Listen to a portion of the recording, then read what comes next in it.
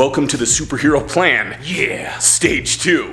And we're in for the real deal, because we went from strength in the first stage to endurance in the second. So this one is all gonna be about circuit training, and it's gonna tax you, and us as well. So, you ready, Brandon? I'm a little scared, but fuck yeah, let's do it. Yeah. As I said before, this stage is gonna be quite a bit different from the strength one, and what we're gonna be performing is 3 different circuits. Each circuit you're gonna be performing 2 to 3 times. We're gonna be doing it 3 times, but if you feel that you're not quite up to that level, feel free to perform each circuit twice before moving on to the next 2. And in between each circuit, you're gonna take a 60-second break. If that doesn't feel like enough time to rest and recover, feel free to take a little bit longer, because you want to push yourself, but you don't want to push yourself too hard. And good luck, because this is it's a little scary, but sometimes getting out of your comfort zone is a good thing. I know me and Brandon are definitely doing it with this stage. It's a little scary, but we're doing it, and it already feels damn good.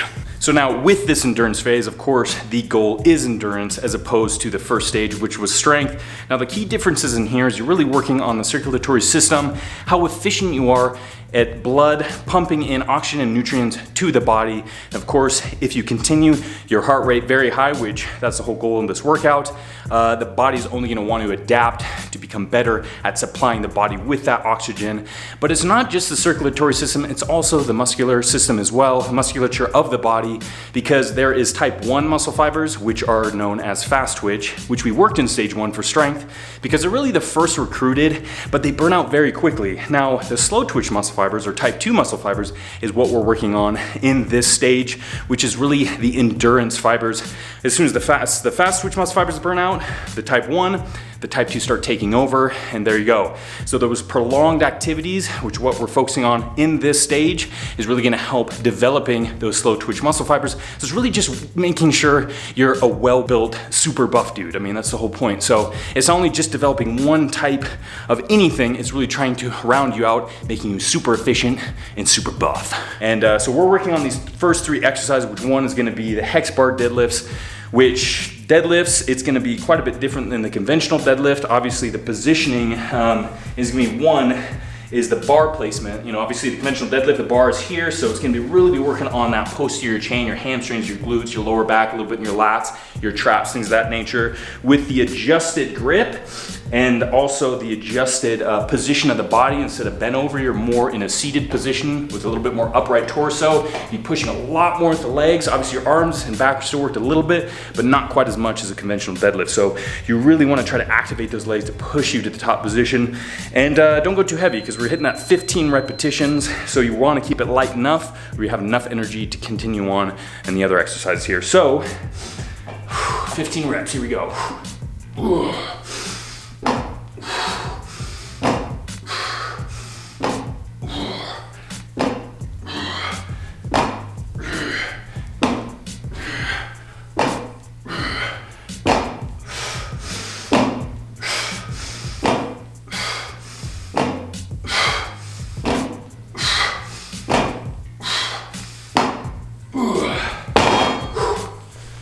Right onto the farmer walks.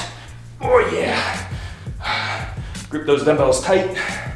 Nice even pace. Nice to say. We actually did these in stage 1. So you really want to grip the dumbbells, really working on the grip, your forearms, but also shrug them up a little bit so it helps stabilize the shoulder joint. You'll also get a lot of activation engagement in your traps as well, which is a good thing. And of course, after doing those hex bar deadlifts, the legs are gonna feel it quite a bit too, because now you're gonna have to be walking with a heavy weight. And now that you're done, those 2 exercises, you immediately are jumping onto the bike. If you don't have a bike, you could jog or jump rope. Really anything to keep your heart rate up.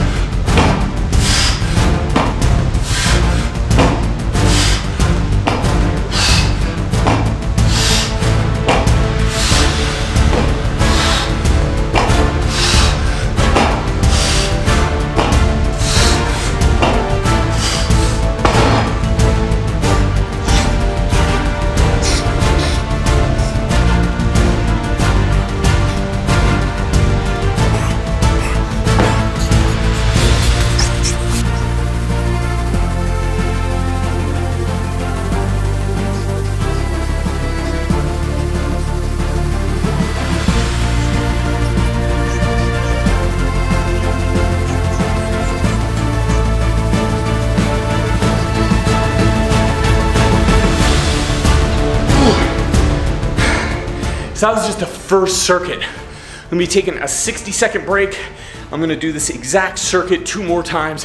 We're gonna move on to the next. So, damn, this is a complete change of pace from the first stage. A little scary, like I said, but getting out of your comfort zone is a good thing.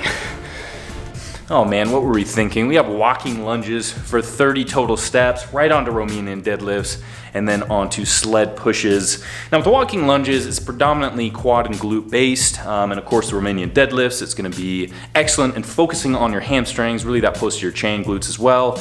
And then the sled push is a lot of quads and glutes, a little bit of the upper body, so this is definitely a hell of a lower body day. But with the lunges, you can kind of switch things up if you'd like. Obviously, a shorter step is going to be really kind of hitting that glute and quad. The longer step you take is gonna create a bit more stretch in the hamstring and have a little bit more engagement there. So you can kind of adjust to how you wanna feel the exercise, what feels comfortable to you. So we're gonna be performing 30 total steps. And as you can see, we have a little track set up, the Buff Dude track. We're gonna be racing around this in a moderate pace, because obviously you don't wanna go too fast, but really wanna try to feel this exercise as much as we can, which with walking lunges, that's usually the case. Oh yeah.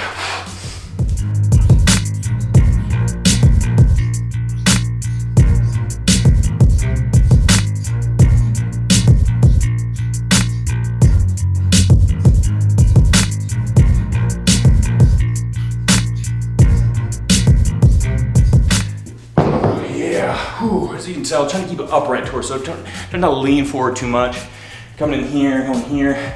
It's really gonna kind of create a less stable structure. Upright, really tense the core, and you wanna bash your knee down when you're bringing it down. You can lightly tap your knee or keep your knee slightly elevated to keep that time under tension in there. But wow, moving right along to the Romanian deadlifts. And with this one, just kind of stepping back, feet facing forward, just about hip width. Grasping bar slightly outside your clavicles. Be flexing the hips, slight bend in the knee. Bring the bar down, the very straight rigid back. Feel that nice stretch in the hamstrings. Very much an eccentric contraction when you bring that bar down. Sliding along the legs. Feel that stretch and then power it back up.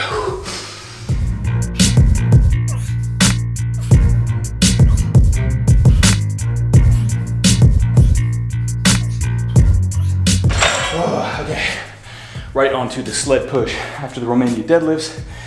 And as you can tell, we kind of have a track set up. We can't really just push it for the full length. We need to kind of move it around a little bit. So DIY'd it a bit. Keeping your core tight, arms slightly bent, and really push to the legs. You want to keep a nice even pace. You're going to keep the tension and pressure on the balls of your feet. You're gonna feel a lot in the quad, a lot in the glutes, and then keep that core tight, have that rigid upper body, and work your way around. Wow. Bit of a clusterfuck in there.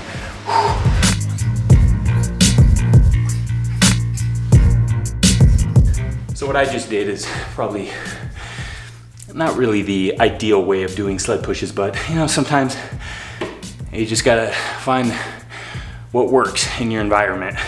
And I got my big boss hair, big buff. Either that or Buff Kenobi. I'd rather not mention those prequels. Their hair was a little... Brandon's hair is a prequel. It's a baby bun.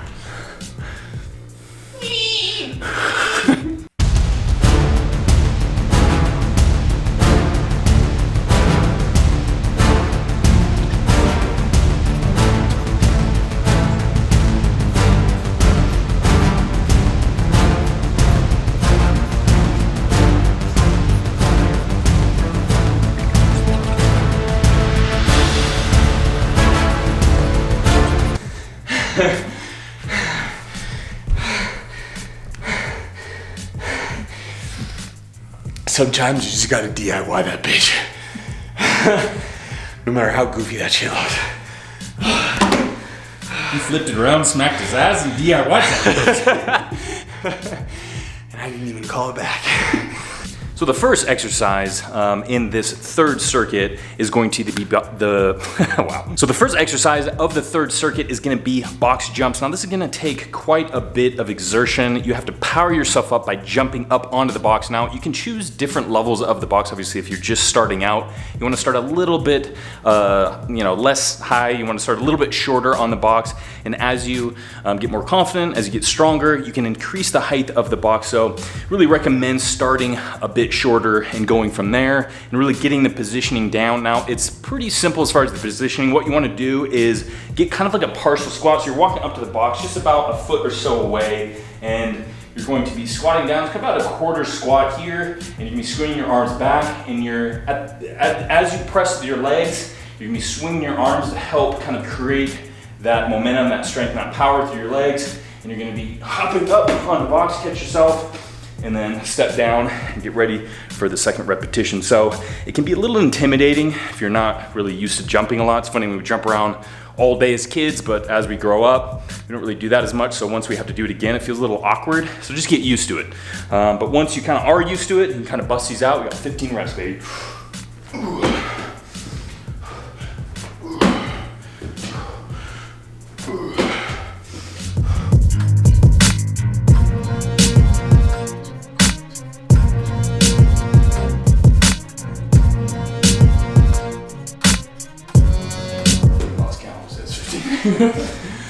Okay, on to the calf raise. We're doing standing position, and pretty simple. We just got the bar in the rack here, and we're not elevating our feet, as you can see. You can if you want to, so what you do is elevate the balls of your feet so you get a little bit more stretch in the downward position, but you can also perform this exercise straight from the floor, which makes it a lot more easier. So you just want to really push those heels up as high as you can. That nice squeeze, slowly let it down, touch the floor, and immediately on to the next repetition to really create that time under tension and make those calves constantly work. Because again, if the muscle is under tension throughout the duration of these exercises, all that's doing is helping with that muscle endurance, because they're forced to keep that contraction over a long period of time. And so that's what we're really going for. So these are no different, the calf raises, and whew, they start to burn real quick. But of course, the more efficient you get at these type of things, keeping that time under tension, the more efficient your body gets at flushing out that lactic acid, and you're able to perform these exercises for a longer duration of time, which is pretty awesome. So the progression is a little different in this type of workouts and exercise and things of that nature, but it still has amazing benefits, which is what we're after. And the last exercise is gonna be planks. Now, this one's gonna be easy. It's just getting on the floor in a push-up position. So easy rule to remember, if you want, is the exact same as a push-up in that plank position, but you're just gonna be going down on your forearms. You wanna keep that body as parallel as you can with the floor and keep that tight core. Nice deep breaths. Keep that core engaged. And just hold. This is an isometric contraction. So the muscles are neither lengthening nor shortening. They're just pretty much holding that position. So it's quite a bit different. I usually recommend people with high blood pressure to stay away from isometric contractions, because it really kind of puts a lot of pressure on those blood vessels, because the body's constantly trying to pump that blood and that nutrients and oxygen to the muscles that are required to keep that contraction. So, but if you're healthy, if you're safe, this is an excellent exercise. This is when you get in that Zen stage, that meditation. Meditation is over. Is it? Oh shit. That was quick. Fuck yeah.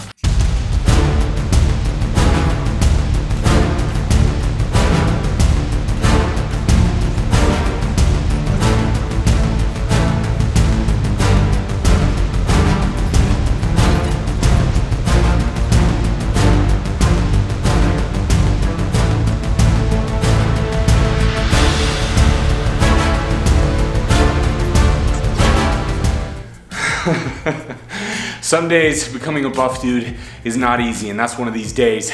I'm very happy we have this workout out of the way, because sometimes you're not too excited getting into it. You're a little nervous, you're a little afraid, but it feels great to break through that barrier, get it done, and we did it, and you can too. So day 1 of stage 2 is out of the way. We've got 3 more. Hell yeah. See you then.